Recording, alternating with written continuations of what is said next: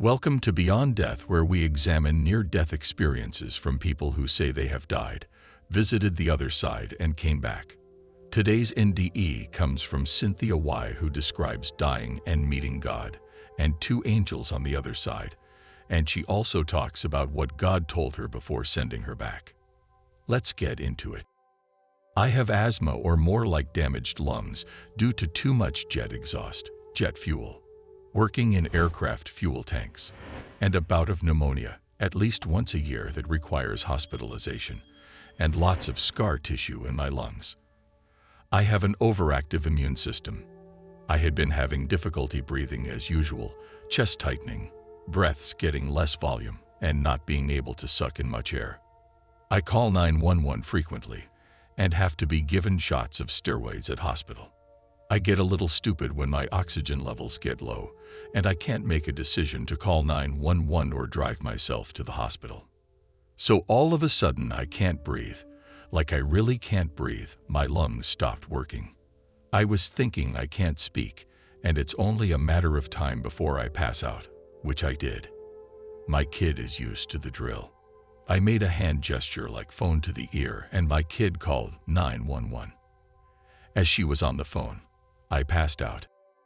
At first, before losing consciousness, I fell to the floor, and your body tries to get up, but your mind says to you, this is it, and your head is okay with it. I was all okay with dying and very peaceful, no fear. Like relief, like pure love and contentment.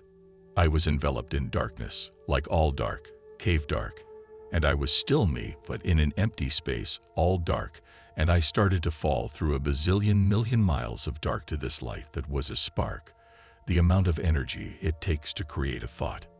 A minuscule amount of energy, the light of a synapse, the light created from the electrical impulse of your thought.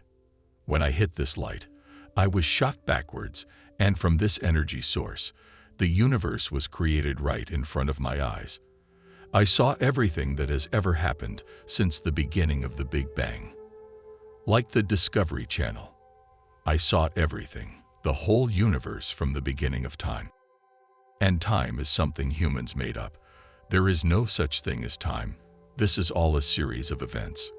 It was like a big paisley of cosmos being formed in front of me, and I had Superman vision. I told a friend what I saw, and he turned me on to fractals. It looked like that.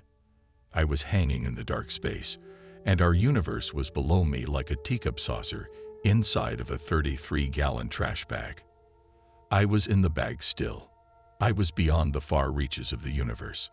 Beyond the universe, looking at it with Superman vision, and I could see Earth and my house and inside it, and all from a bazillion, gazillion, light years past the edge of the universe. It was really amazing.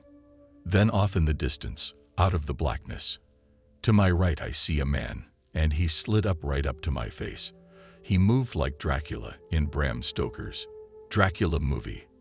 Just boom. He's in my face. He didn't walk bouncy. He slid.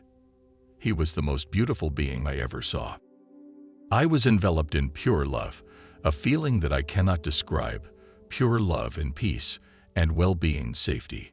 A glowing love like no other that I can't describe how wonderful it was. He was the big cheese. That is what I call him now. It was God. There is a God, a supreme being, the One. He had long white hair past his shoulders, wavy, the color of that fiberglass stuff in furnace filters. It looked softer than anything I ever saw. He had a beard, long, wavy, soft, white, to his boob area. His skin was a golden bronze color, almost metal-like. Polished old brass. He was a perfect being. He was so pretty. He was the most beautiful thing I ever saw. He was wearing a kaftan with bell sleeves and gold embroidery around the collar, sleeves and hem with a Nehru collar. I saw. It was like a rayon, thin, silky, flowing. You could tell he was buff under it. I was in pure love, but not sexual. His eyes were not of a color that is here on earth. The color was not in our human rainbow. When I looked into his eyes, all the secrets of the universe were revealed to me. I know how everything works because I looked into his eyes for a moment. I knew all the secrets of the universe, all knowledge of all time, and everything. He said to me, "Do you know who I am?" I knew he was God the moment I looked into his eyes. I said yes. I was so ashamed and so unworthy, and I felt just ashamed, but loved like no other. I felt loved. I was so happy to be there. I looked down at his feet, and I wanted to just lay at his feet and hold onto his leg like a baby. He has perfect feet. He said, "You have 3 missions, then you can die." Then out of nowhere, slide in my face these 2 beings, I call them. Beautiful beings wearing similar outfits are in my face. One had blonde wavy hair, just past the shoulders, it was masculine. And the other feminine one had a wavy page boy, shorter, the same color, and they were bronze color, a little less pretty than God, and they had eyes the color of coffee and cream, a soft beige color. They both grabbed me from either side of my body like a hug and said, "Don't worry, we'll be with you." They flew me backwards through the universe at supersonic speed, and when we got close to Earth, they disappeared, but I could still feel them holding me. They follow me around on each side of me, behind me. Still to this day, they are here. I can't see them, but I feel them behind me. One likes me a lot, the masculine one. The other female is like in training or something, she doesn't really want to be here. So I'm flown back to Earth, and I am now on the planet going down Highway 18 in the air above the ambulance. Then I am on the ceiling inside, and they dropped me back into my body, like someone dropping you on your back from about 3 feet off the ground. I opened my eyes. I have a tube up my nose down into my chest and a rubber balloon in my face with a guy squeezing the bag, and he is breathing for me by squeezing the bag. I grabbed his hand, and his eyes got really big.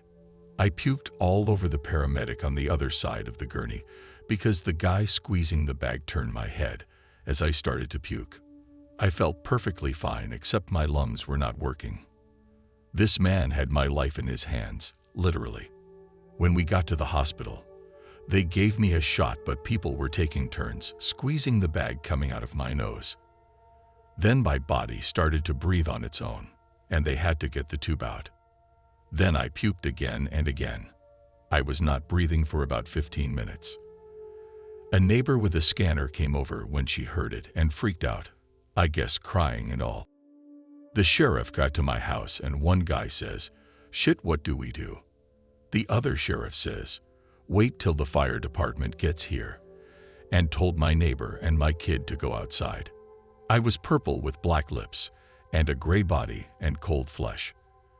They thought I was dead. The fire department called my parents and told them I was more than likely dead and they should get to the hospital. When I got out of the hospital and saw the fire department guys in the market, I live in a small town. They were in disbelief that I could even walk. They call me their miracle baby, as I should be dead. I was pissed off at first that I was back in my messed up body, back here in this crap hole of a planet, and I was never told what my missions were. But I know what the future is, and I am going to eventually die of a heart attack shoveling snow on November 11th. I don't shovel snow on that date, but one day I will forget it's November 11th and die. Dying is the best thing that could ever happen to a person. You become perfect and all-knowing and go to a way better place. I used to fear death, and now I can't wait to go back. I envy old people who are ready to die. If they knew how it was, they would forego all medical procedures and check out. Dying is not really dying. You become a being of light and are born into another, better plane of existence. This place is a carefree place of pure love where you can make your own reality, and there is no such thing as time. When you are immortal and led forever, who cares what time it is? You have forever to do it. I want to go back and feel I don't belong here. Notes from Beyond Death. I have included a link to Cynthia's NDE in the description for those that may want to read it themselves or wish to look at the question and answer portion she filled out immediately following her near-death experience. Let me know in the comments below what you think about this experience. Until next time, stay blessed.